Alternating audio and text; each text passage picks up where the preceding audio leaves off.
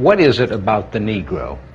I mean, every other group that came as an immigrant somehow, not easily, but somehow got around it. Is it just the fact that Negroes are black? White America must see that no other ethnic group has been a slave on American soil. That is one thing that other immigrant groups haven't had to face. The other thing is that the color became a stigma. American society made the Negro's color a stigma. America freed the slaves in 1863 through the Emancipation Proclamation of Abraham Lincoln, but gave the slaves no land or nothing in reality, and as a matter of fact, to get started on. At the same time, America was giving away millions of acres of land in the West and the Midwest, which meant that there was a willingness to give the white peasants from Europe an economic base. And yet it refused to give its black peasants from Africa, who came here involuntarily in chains and had worked free for 244 years, any kind of economic base. And so emancipation for the Negro was really freedom to hunger. It was freedom to the winds and rains of heaven. It was freedom without food to eat or land to cultivate, and therefore it was freedom and famine at the same time.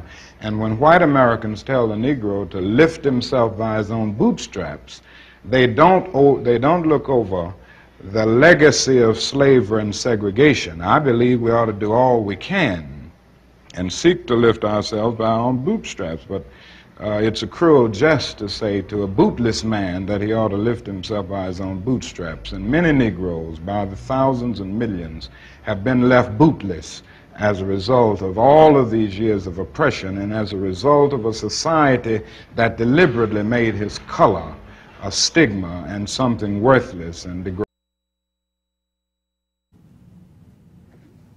Welcome to the Gilchrist Experience.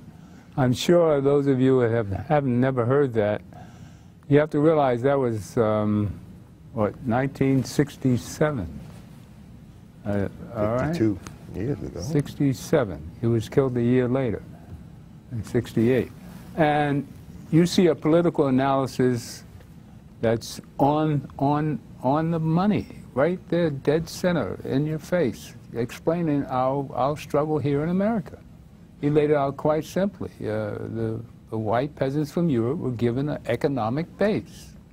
And we struggle here 240, 250, what, 300 years 300 years now. With the same problem. We don't have an economic base where we're a unit. And we find everybody, each peasant or immigrant that comes from abroad has an economic base when they come here. What say ye, Brother Leroy? Oh, wow. Listening to Dr. King, once again you listen and it marinates. And what I thought of as he was speaking, his first line, no other group Right. has been enslaved on this continent, in this country. And it says a couple of things. Who are we? Who are we that they fear giving us an opportunity? Not, hey, they're discriminating against us because we're black. Who are we who make it, even though they provide so much oppression, disease, bad medicine, housing, lack of job opportunities, and with our professionals who think we've made it, at a critical time in their development in corporate America or in government, they're given an employee review that is less than what they have earned, meaning they get something that they say, well, wow, you know, I thought I had covered this space, this space, this space. Focus on lower. And it's all a denial of our opportunities. And so I'm listening to Dr. King, which we all should do, and it marinates. The other thing with that is that I was at a church recently where a parishioner was asking the minister about the book of Revelations.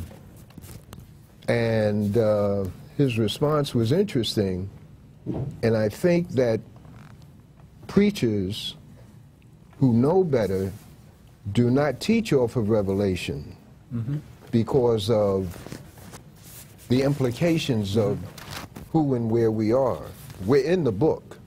Yeah. We're in the book, but they don't teach that we're in the book. But anyway, Brother Martin Luther King is a teachable moment with our children. Not that, you know, I seen the mountaintop, been to the mountaintop and whatnot, but his that's surreal. His direct analysis of who and what we are, and I've just added, who are we? That we should be thinking, who are we?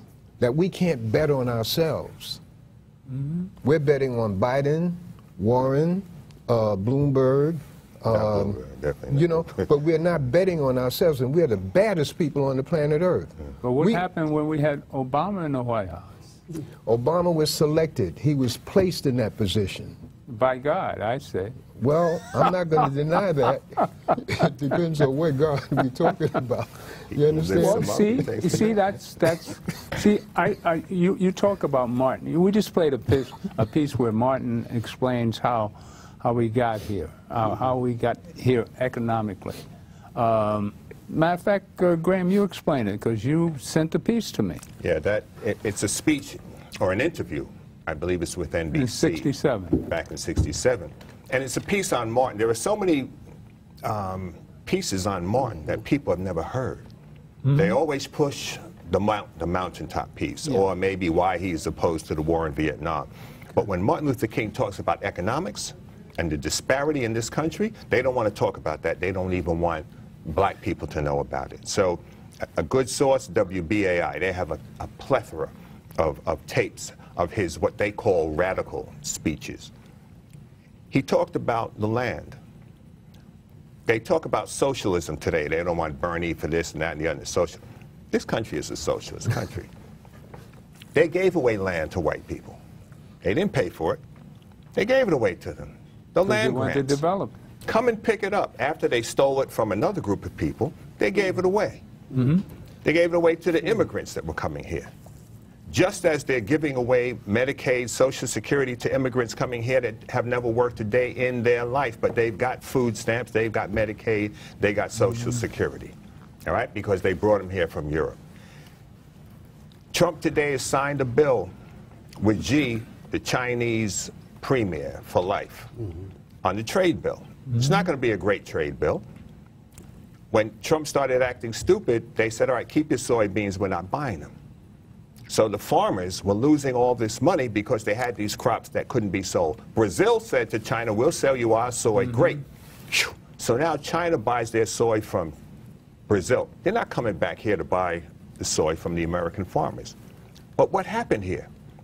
Socialism. Trump gave money to all these big white farmers. $30 billion. He gave it to them. If that's not socialism, what is? They're not working.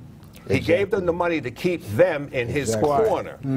And the amount of money he's given to the farmers is greater than the money that Obama laid out to bail out the banks. No, the auto industry. The auto industry, right, thanks. To bail out the auto industry. At least with the auto industry, we got the money back. They paid the money back. So here are these farmers. And keep in mind, the farm subsidies that were being given out over the years were not being given to black farmers. That is correct. Black farmers were losing 1 million acres of land a year. I was at a business conference in Cincinnati about 20 years ago. 1 million. Imagine 1 million acres of land a year, because Clinton was not providing subsidies to black farmers, but he was giving it not only to the white farmers, but to the mega corporations, Cargill and Monsanto. They don't need farm subsidies. But black farmers got nothing, and then their lands were being taken from them. And this has been the pattern in this country. When black people have accrued and acquired something, white people come and steal it, or they pass legislation to cripple you. Right now in New York City, the tax structure in this city is such that black people who have had homes for 40 and 50 years that are paid for, they've jacked the taxes up even in Harlem to the point that the people can't pay their real estate tax on their homes. If you can't pay your water bill, they'll take your home. If you can't pay your real estate taxes, they'll take your home quicker for the water bill than they will for the real estate taxes. I have friends in Harlem. A friend has a 2-family house. He's paying the same amount of taxes as a building that has 10 apartments in it. And this was a building built by developers.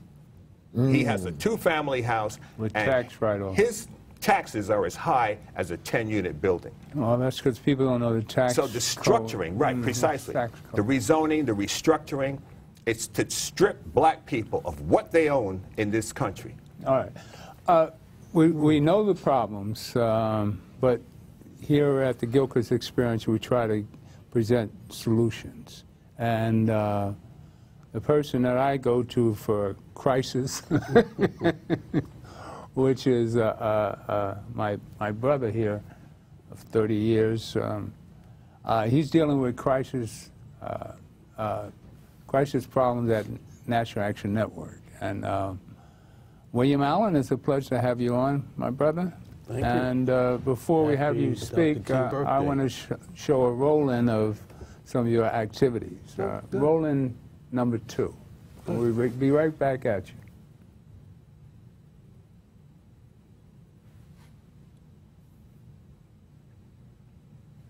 Number 2, Stanley. 2. 1. To you. Right now, brothers and sisters, it's our National Crisis Report from the Honorable William Allen, our National Crisis Director. Good morning, good morning, good morning. Okay. Everybody know that telephone number, 877-626-4651, 877-626-4651. If you want to be a crisis volunteer or you have a crisis, please contact us. Remember the categories of crisis and conflicts for us to remain human, civil, and voting rights, police misconduct, education, employment, health, and housing, government resource, or if you have a conflict in your family, if you're disabled, your youth, your elderly, or LGBTQ, we're here for you. We have legal referrals, business resources, crisis resources, and referrals to government and nonprofit agencies and organizations. We had a lot of success this week. And I just want to continue to thank our crisis committee that's always with us every week here. Here the New York City chapter is helping the whole country. Word and Joshua, who's in the audience, always helping every week getting things done. And we just want to thank them. But particularly this week, we had an opportunity to work very closely with the chaplain committee and the Second Chance Committee with the situation in Mississippi. And I'm going to ask Victor to come up and give us a report on that now. Victor Payne. So thank you, William. So, you know, we Second Chance Committee does the work that deals with prisons and conditions in our prisons and jails. And I guess that, you know, why it's so very important that, you know, we kind of sort of like focus on that. Myself being a formerly incarcerated person and being exposed to the violence that happens in our prison and jail, by the grace of God, I made it back out alive to do the work that I made it to do. But what I'd like to really point out now that's really important and just goes to show you how important it is for us from the National Action Network and the various committees here to do the work that we do, but to be able to communicate the work that we do and not just say it, but do it. Reverend Sharpton talks about that all the time. Sayers and doers. Well, you believe you got some sayers and you got some doers here. And I'm going to give you a brief overview of just what William was talking about in terms of the collaboration and communication and the work that we do here at the House of Justice, as well as it extends out to other chaplains. So in case you all didn't know, in Mississippi there's a prison that's called Parchman. It's one of the worst prisons in the United States, as well as Angola prison. So this past week, thanks to Chaplain Kim of the Chaplaincy Committee and Dawn Simmons of the Second Chance Committee, communications came through the Crisis Committee that there was an incident that happened in Parchman Prison. And that incident involved some gangs and some violence in the prisons, but the worst part of it all that happened is that people were killed. And in this killing that happened, as a result of that, whenever things happen in prison and jail, they lock down the prison. So all of the prisons in Mississippi have been locked down for over a week. Now imagine people being locked in their cells, no movement, can't do nothing, can't get fed, most of the time don't get fed.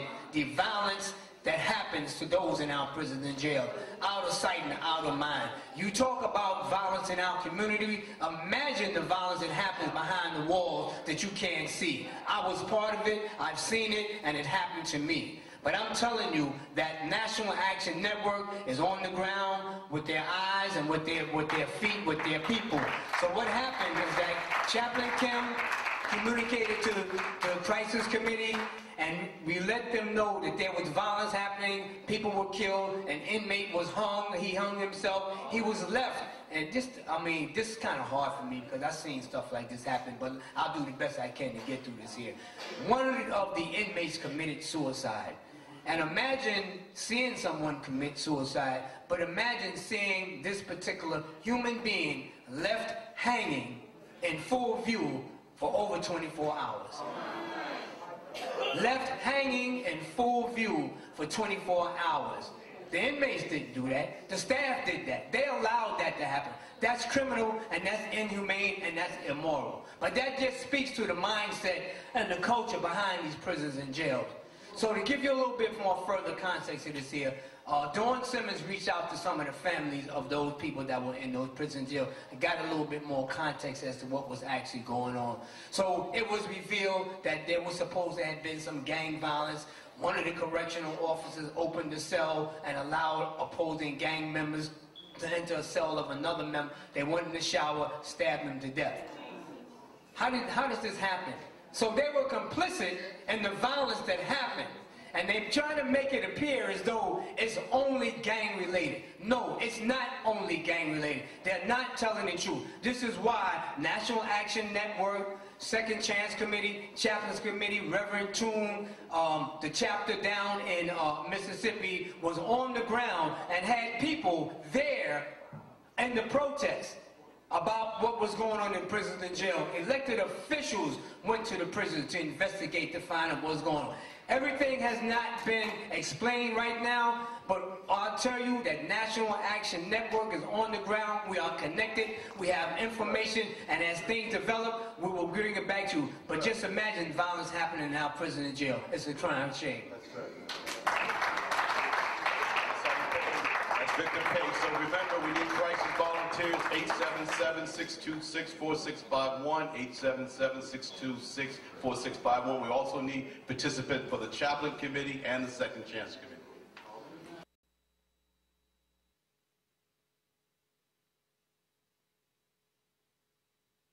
But man, there's a classic example. Brother, I mean, since you've come aboard, we've seen some action. I mean, really, brother. And see, this is what we need to do. This is how we need to participate and get involved with what's happening here in America. We just went through what advantages, disadvantages we have. Well, we have the collective energy of our oppression, or being told that we can't do this and can't do that. Well, we have a spiritual leader there that guides us to keep God in your heart and do what's right and stay right. And right will happen to you. And thank you for coming today and exposing everybody to the crisis director. Yes, thank you. You were two of my mentors. Well, I'm sure they got your number up there now. See how many calls you get. Yeah, we get so what's happening with this Mississippi thing? Well, it's being currently investigated. The local elected officials are fully investigating, including a member of Congress. Victor Pate is staying on top of it, along with Reverend Toon. We're getting now daily reports. The social media network has been incredible in terms of exposing the issues, because like the gentleman just said here, he didn't really hear about this, and most people did not see this in the major media at all. Right. But it was really the social media that actually broadcast the situation, and that's why I tell people social media, everybody now is a publisher or a television station that they can get information out about any kind of situation, whether it be bad or good in their community. And this was one example of us just quickly responding to something, taking from data to action. And so today is Dr. King's birthday. This is January 15th, if it's been aired today. And I think about that period of what made them so successful is that they had a think tank. They were analyzing policy and reviewing things, and then there were people on the ground. So there was a triad of activities that were taking place that created success. I'm hoping that we can begin to do that again. I don't see too much of that right now. But we're doing it. And I think but we're coming back to that. Okay. You know, you think of Black Lives Matter, National Action Net, and other groups. Now that this whole new generation of young people who understand that knowledge is power and an action is even more powerful. And so I'm very happy. And with the crisis program, we're releasing a report today. I think I promised you that. Yeah. We're releasing about a 75-page report that documents all of our crisis clients and callers. That's going to go out to all the chapters of NAN, 104 chapters, who now actively going to get involved, and they're going to be talking to those crisis clients and getting them engaged in their own solution and other issues of confronting their community. So I'm very happy. It's a good day. Yeah, that's good. That's why I was late. There are folks. Well, I know you're busy. You know, you saw when you you stay busy. I'm at your development. Oh, we're going to talk about that. Matter of fact, you know what I'm going to do? I'm going to run a dear friend of ours, Judge Sweeney. Prepare for number 4. Before I'm going to run number 4 first. But Judge Sweeney is a product of Esplanade Gardens. Her mother she spoke at one of the meetings we had. That's incredible. And put everything in perspective. We're dealing with a 50-year development. One of the largest, or if not the largest, black-owned co-op in America. In America, that's right. Is it? Yeah, it is. Is it not? And we've got 1,872 units. And each of them is independent and single-minded. 6 buildings. And there's quite a struggle trying to get everybody together on one page. Because of this huge development, what she said hit home to me. We've got all these developers who've come in here and really wrecked our lives. I mean, with the noise and the choice of contractors and the board picking the wrong people to come in and do the work and the shenanigans that goes on in a complex this large.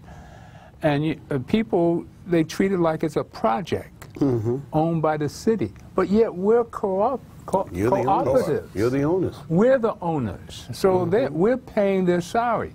And then we have people dipping and dabbing and overcharging and stealing, right? We just fired a super that was stealing for years and causing havoc amongst everybody. Now we've got a board coming up. You know, I'll put a call-in number. Can you put the call-in number up before we run the piece?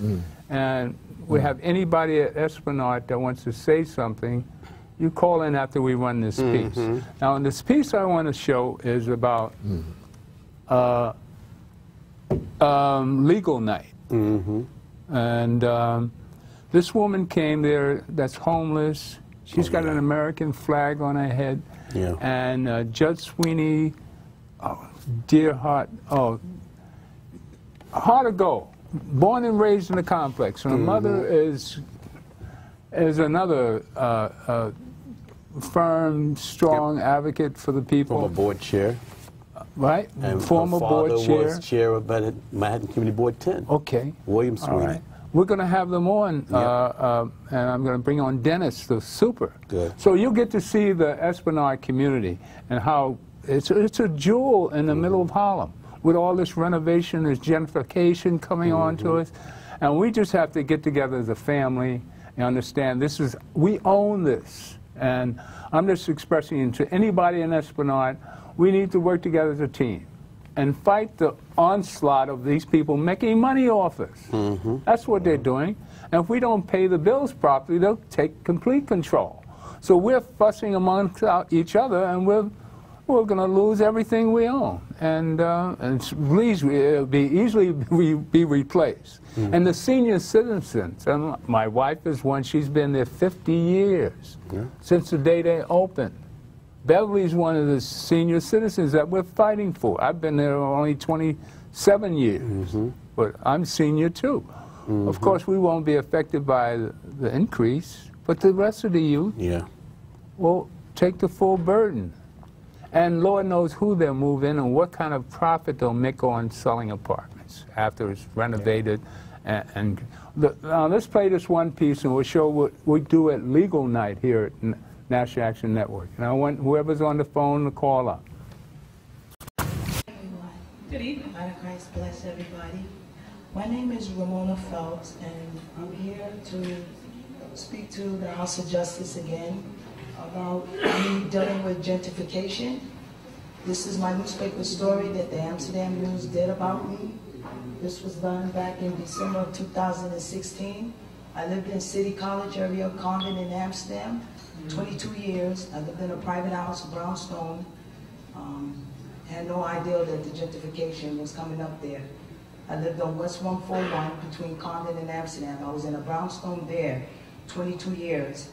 And the whole private house had complete renovation.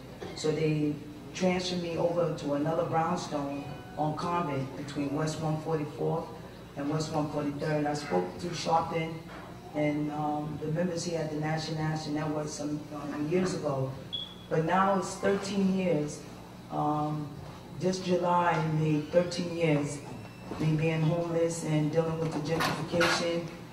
And I'm being deliberately left out on the street to die with my wheelchair because I not only picked up the cross for myself, but when I was in the shelter system, I picked up the cross, I help other people.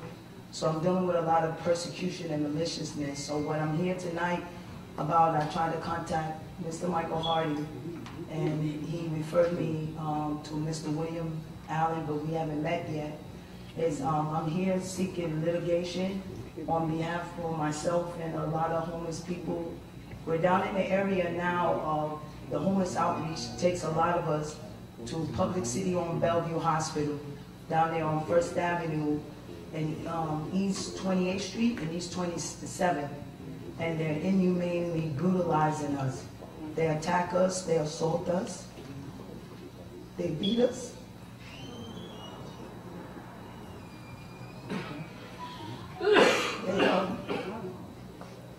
They tell us that we can't come into that Public City-owned hospital because we're homeless. The NYPD Homeless Outreach took me there because I was at Columbian Presbyterian on West 168 and Broadway, but y'all know that's a private hospital. So when Mayor de Blasio puts the code blue on, and when the code blue go off, but a lot of times, even when Mayor de Blasio put the code blue on and the homeless is supposed to be able to go in, some of the security guards don't honor and respect it. So when I was there at 168 and Broadway, I was constantly dialing 911, calling Eternal Affairs, putting the complaints through the city to Mayor de Blasio office. So a lot of NYPD homeless outreach officers came to see me there, lieutenants, sergeants, and a lot of the officers. So they told me, they said, Ramona, listen, it would be better and safer for you to go to the Public City-owned hospitals, go down to Bellevue. I had never been down there. Nobody should be telling you to get out with your wheelchair, or you can't be on a public sidewalk, but that's exactly what's happening. They are threatening us with illegal arrest. They threaten us to take our property unconstitutionally and go through our property unconstitutionally. It's me and a Russian woman and some other homeless down there. They make us go on the other side of the street where there's garbage. We're sitting them now among garbage and rats. They send in all the homeless people telling us that we can't be on the public sidewalk. Even NYPD, a sergeant from the 13th police station, I constantly call them and ask them to, just protect our human and civil and constitutional rights without discrimination and harassment. So a sergeant and a lot of the police officers told me, they said, Ramona, you need to get a lawyer and put a lawsuit on this hospital. Because like right now, when I leave here tonight, I'll be going back down there, but we're on the side of the street with the rats and the garbage. And they threatened me. It's a white Russian woman and other homeless. We can't even come on the public sidewalk. They threatened us and told us if we come on the public sidewalk that we will be illegally arrested and they would take our property. So, you know, I told the police, who wants to go through that? You know, they tell me, well, Ramona, you have a legal offer right. Y'all have a right to be on this sidewalk. It's a public hospital under the mayor, Mayor de Blasio.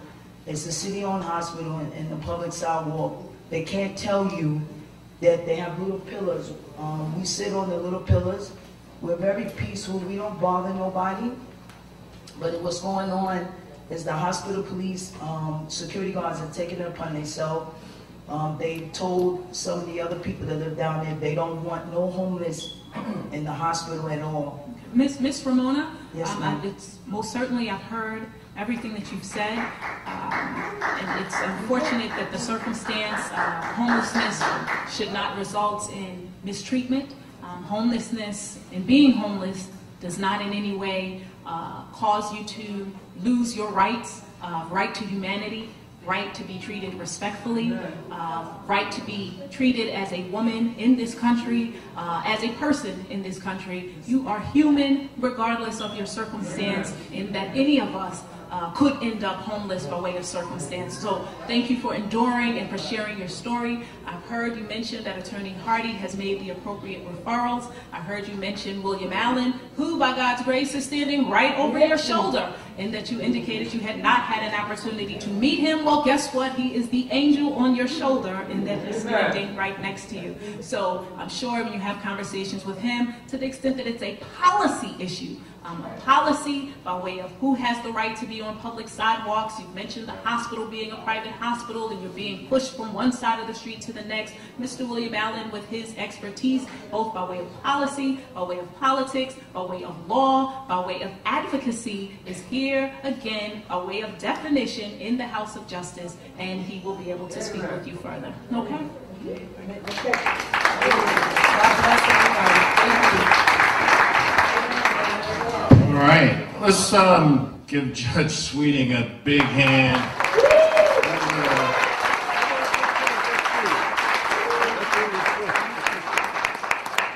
That is a great example of having a judge's ear and her having the patience and the respect to hear you out. Thank you. Her courtroom has been moved to Harlem. Now, see, we've got a judge there with a heart. Now, that's a Harlem girl. I mean, born and raised, I don't, you know, right in Esplanade Gardens. Now, this is what Esplanade Garden produces.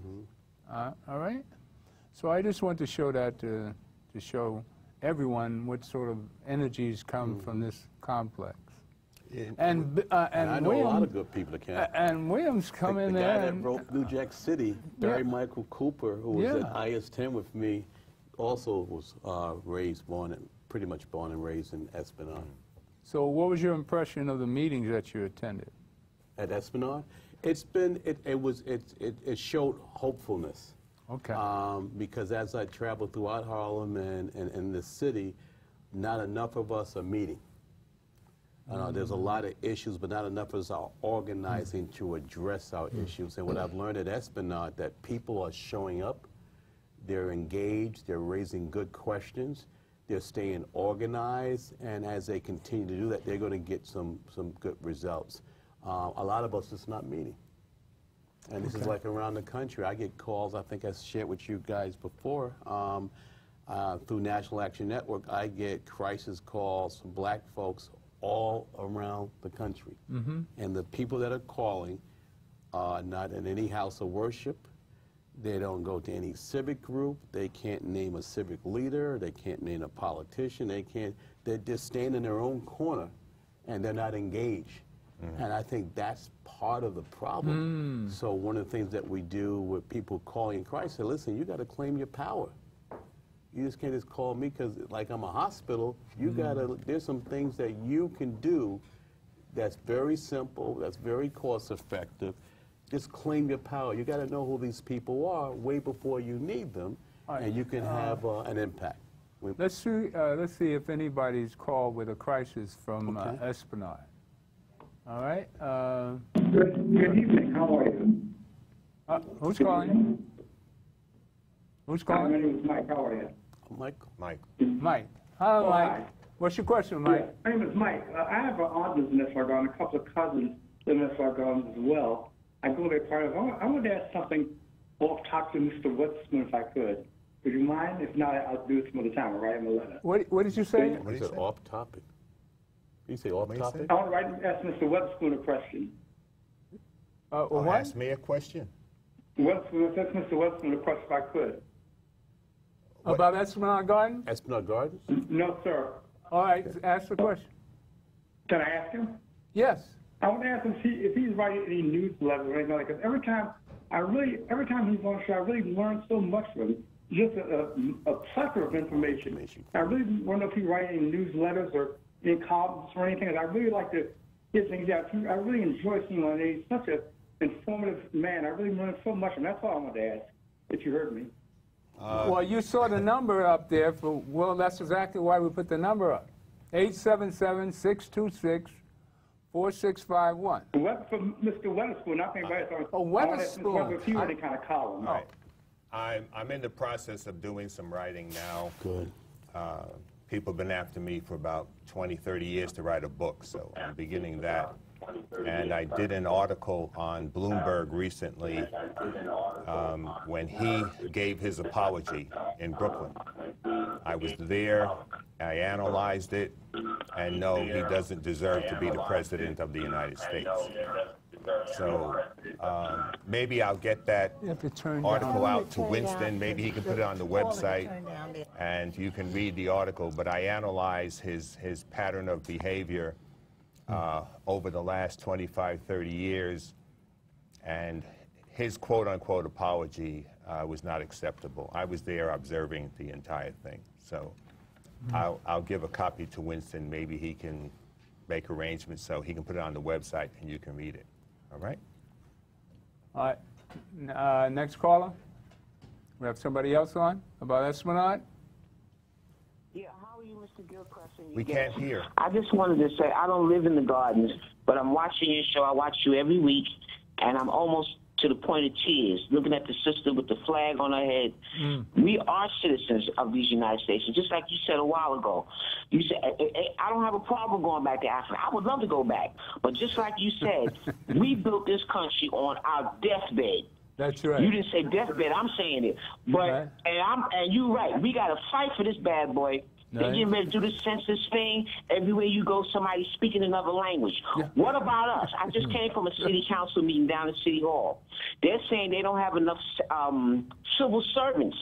That's why so I would like for you, I'm going to look up the information on my own to find out when are the next civil servants tests and so forth, because they're saying NYCHA don't have enough civil servants, etc. But your program is great as usual. And looking at that sister just broke my heart. And just like you always say, the ball is in our court. That's it. That's it. Regarding NYCHA, one thing we have to understand, the census are coming up this year. We have a political battle here. I know we're stuck with the Democratic Party, but we are the Democratic Party. We're the base. And if there's going to be democracy in this country, we're going to have to provide it. That's right. We're the spiritual people of this country. There's no giving up and going anywhere. That's right. I'm not giving up on this one. Where I got to? I was born in Harlem. So I've got to definitely fight for my homeland. This is our homeland. That's right. It Born is. and raised in Harlem. It is. 78 years. We're about to turn 79. And me and my man over here. Speak for yourself. All right. So I want everybody to just follow the census. We need you to identify you as a human. and where you live. Don't be ashamed of it. Yeah, I mean, even if you haven't recorded, if somebody's looking for you, you sign up to the census and they won't be able to find you through the census. That's right. Yeah. All right? You're safe reporting in.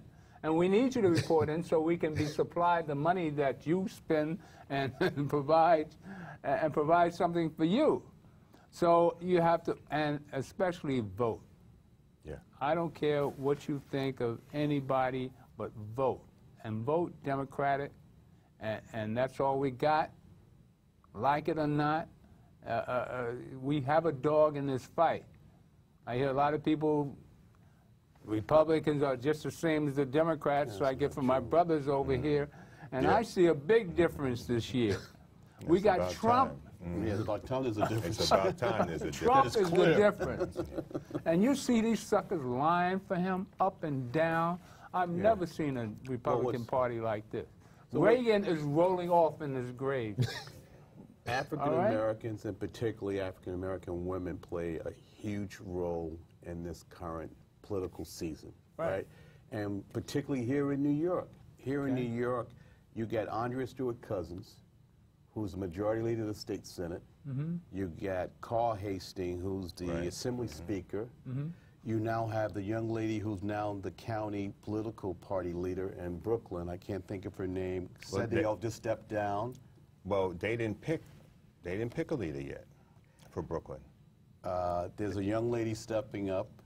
They have not decided as yet. Well, as of yesterday, they didn't decide. Let me say it's expected that she might be emerging in that position based on the information that's coming to me as a district leader.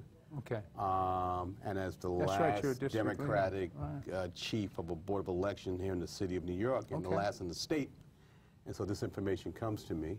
And then you get Keith Wright in Manhattan, you know, and you get What's Keith Wright's? He's Manhattan County leader, and then you got Greg Meeks in Queens. Okay. And so you got Bronx, Manhattan, Brooklyn, and Queens. Okay. But the key is if we can just wake up more of our people to understand these scenarios and get them to the table and work together to figure out the strategy, we could change policy, right? That's what we have to do So, for here. example, when certain policies got changed in this current, the last legislative session of Albany, it happened because you finally elected black folks in leadership roles who pushed together to make decisions. And so we got to start talking about that when we do get elected and things happen. We got to let people know how those things came about, and we got to move from the them and the they, and encourage our folks to claim their power and to participate. You know, like I tell you, that I get calls all across the country, and we got to encourage our people. You got people that come into the House of Justice. Tell me this week. A lady sat there asking for all this help from me and Reverend Sharpton. I said, "Are you a registered voter?" She said, "No, I'm not going to vote." I said, "Then this is a political organization." What's she coming to you for? I said, "You got to vote." She said, "Well, they're not doing enough." I said, "No, you're not doing nothing." That's right. I said, "Because at the end of the day, you're a leader too. And we need you to be on the ground, claiming your power. You got power. I need you to exercise." So before she left, she filled out that form. There you go. And now she's a registered voter, and she's coming back on Saturday. So that's what we got to do with our people. We got to, we have to hold each other accountable for the enterprise. That is not just pointing to somebody else to do the work. We all got to do this work. You know, and I think it's coming. I think if more of us continue to have that kind of tone with each other, I think we're going to be all right. You know, but we got to speak up, and we got to speak out, and we got to participate. And I think that's going to make the difference. All right. Got another caller? Somebody about Esplanade? It's not firmed up yet. Hopefully it's about Esplanade. My wife's on board. Yes. She hung up. She hung up. Oh, she hung up. Yeah, you mentioned NYCHA. Yeah. And people in NYCHA need to understand that you can't live in isolation. Not just NYCHA, I'm saying what you were talking about. We cannot make it in isolation. And I was at a congressional hearing in Washington about 25 years ago. And I went with my congressman down to Washington Who's your congressman? Ed Towns. Okay. He was the congressman. My frat brother. Okay. And at that time, the city was looking to divest itself of its public housing 30 years ago. 30 years ago. I came back to Brooklyn. I'm talking to people in Fort Greene, Bed-Stuy, telling them, listen, y'all better get your act together. Oh, they can't do this. What do you mean they can't? They own it. You don't own anything here. That's right. That's right. You don't have any turf. That's right. That's right. I said, if you're not working, I said, let's look at a few things. How many of you are on welfare? How many are on food stamps? How many of you have kids that are in Rikers Island, in and out of Rikers Island? All right? We had a computer at work. I could punch in any address in the city of New York. It'll tell me who in that building has ever been arrested. Wow. Just like that. That's right. We sat 1290 Sutter Avenue in East New York in the Cypress Hills projects, one of the worst housing projects in the city. Cypress Hills, the pink houses. Brevoort used to be bad in Brooklyn. 1290 Sutter Avenue, a 5-story building, 300 felonies attributed to the occupants of that 5-story building. That's a major crime wave, one building. So what are they doing? They're thinking about reducing crime. How are we going to reduce crime? Obviously, let's get these people out of here. And truthfully, if you're into crime and doing and living in an aberrant manner, you don't need to be in my community. I don't care if you're black. Don't want you in my community. Don't want you polluting my children. Don't want you polluting the environment. Nothing. What they did in Fort Greene, I said, they're not rebuilding Myrtle Avenue for gangbangers. They put in handicap ramps in the buildings. They're not for gangbangers. They tore down Myrtle Avenue from Flatbush all the way up to Navy Street. One man owned that property. Oh, it's new. You're not getting. They built a new gymnasium. Not for you. It's for the people in the condominium. They emptied from top to bottom line A in a building. Another building, they'll empty out line B. They got the people out because I told them, you're going to have to purchase your apartment. And the city started selling off various units of the public housing because they're not making any money. They're losing money. And I told the folks, gentrification 30 years ago. Understand, our people are sitting around, hanging around, waiting for things to happen. They're not in the planning. They're not going to community board meetings. They're not going to the precinct council meetings. They're not going to church to hear anything. They're not going to a mosque to hear anything. They're not going to they're sitting around playing basketball and listening to music. And then when things happen, you're the last one to know. Because when the construction company comes and puts that backhoe in the ground, that backhoe is the result of something that was prepared 6 years before you saw the backhoe arrive. And we've got to get involved. Well, I'm going to introduce our Saturday church with Reverend Sharpton. And to give us all some self-awareness of who we are as a people and how we have to gather up our forces, our spiritual forces, and get along with each other. It's a real crime how we treat each other. And this is what's happening in Esplanade Gardens. We don't have a civil, this is your shareholder. He's your partner in this endeavor. To your living space. And the NYCHA projects, they don't own it. I know. That's and a the big co-op, difference. which is Esplanade, they're treating us like we're in the NYCHA development. You don't pay rent. You pay maintenance. We pay maintenance. People we use the own term this, rent. so we should be running it. And the problem with who's on the board and who's dibbing and dabbing, and I would bring out the problem that we're having with Prestige at Esplanade. They're still there. So a lot of the people running for the board want to bring them back, and they've had a history in our complex of doing wrong. And that's why they were let go in the first place. Do they go to governance training? I don't know. They've been there for a while. They have a lot of projects throughout the city. But I was hoping someone would call on the phone to tell us something about Esplanade, but I see they didn't call. But here, I'm going to run Reverend Sharpton, and it's item 3. Prepare us for item 3. We'll come right back after you. I want you to get some insight of what we experience every Saturday at National Action Network.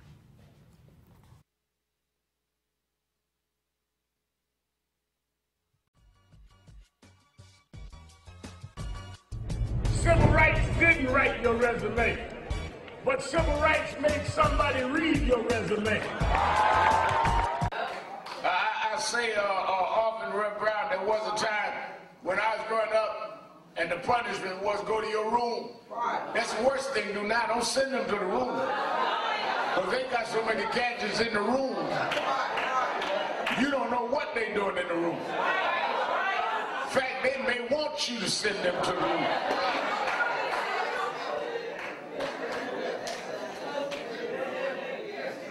I went by a friend of mine's house, and I said, well, where's that? Wait, you got a son on your way? So, oh, he's in the room. In the room doing what he is. I think he's in there watching Power. I said, that ain't black power now. You better watch what he's watching. Get your powers mixed up. You watching Empire. That ain't the Asante Empire. They plant in our children's head things that you need to know. Now, we need to know it. I watch all that stuff so I know what they're doing. But there seems to be a thread to say to our kids that unless you are street and thuggish and criminal, that you ain't black enough. And they define blackness by how low down you can be.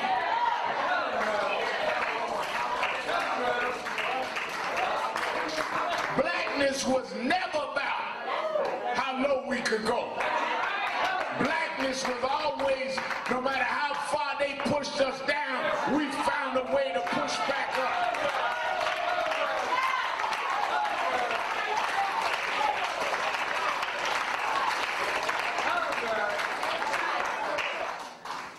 I remember when Dominique Nash was going to college, they started saying how people would tell them if you spoke with a certain eloquence and studied a certain amount, you were acting white. But it was acting black. Don't ever let anybody define blackness with foolishness.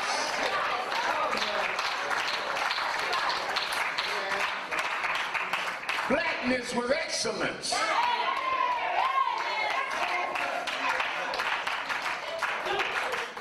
They were amazed. I had the author at National Action Network's convention last year, David Blight.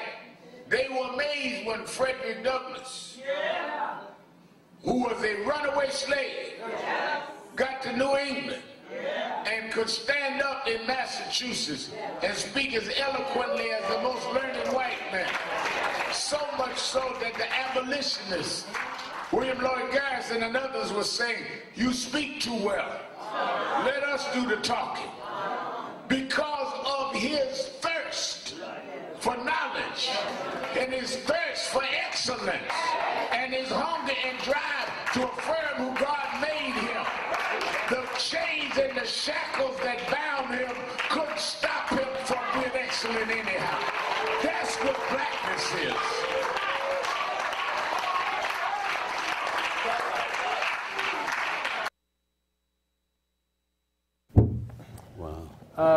Wow, that's my church. Now, here's the essence of our problem. Now, we see Godfather of Harlem. Oh, boy. Leroy and I come out of the Sugar Bowl. We hung out the Sugar Bowl in the 50s. Snooky Sugar Bowl. On 136th Street, 137th Street. And the building 7th where, Avenue. What's her name? Grew up in. We hung out as teenagers on that corner. And that was excellent. Ruby Deeds building. We used to walk out there and we would, I was just showing you this Harris tweed I have from the 50s. And this is how we dressed back in the 50s. We were clean. We talked, we looked at Tarzan and said, I don't know, why does Tarzan get a suntan? He's out there in the jungle. He was in Jersey filming. They were filming in Jersey. You know what I mean? It was a joke. Talking about being low down. We were clean. Tell them, Leroy. Give us a comment on that. My father was a porter, but you never knew it the way he dressed going down to work. That's right. And that's the way we are as a people. The onslaught against us has been covert and subvert. Covert and obvious, and then subliminal. I wanted to speak to the Esplanade situation real quick. And as I'm looking at it from my vantage point, you have in military, you go into a country and you try to eliminate the intelligentsia, the leadership group. And even though the people in Esplanade may not be looking at themselves as a leadership group, they are leaders coming out of that environment of ownership. I heard Ezekiel Walker in a sermon he gave at his church. He said, this is the year not of renting, but of owning. Right. And if they own, the individuals in Esplanade own, you're owning, there's a whole different dynamic going on there as to why you should claim unity in your organization and not just be passive and say that somebody else can handle it. No, people from the outside are looking at Esplanade as a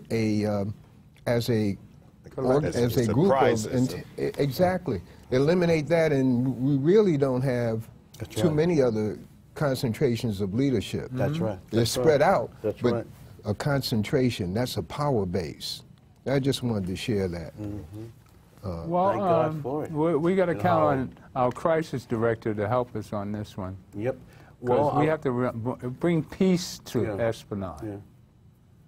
And you have to continue to come to all our meetings. This election that's coming up is very critical. Sunday the 26th? 26. And I'd like to know all the participants of Esplanade, whoever is supposed to call, and give us your intake. I'm sorry you didn't call, but we've got a minute to go. Any parting words, crisis director? Yeah, I just said we just got to continue to encourage us to meet and to become accountable to each other. Whether we live in public housing or we live in Mitchell-Lama housing or brownstones, that all black folks have a level of responsibility to their own future and to the future of the culture. And this is the message that we give at NAN, that when you come in there seeking help, you are also expected to give help back.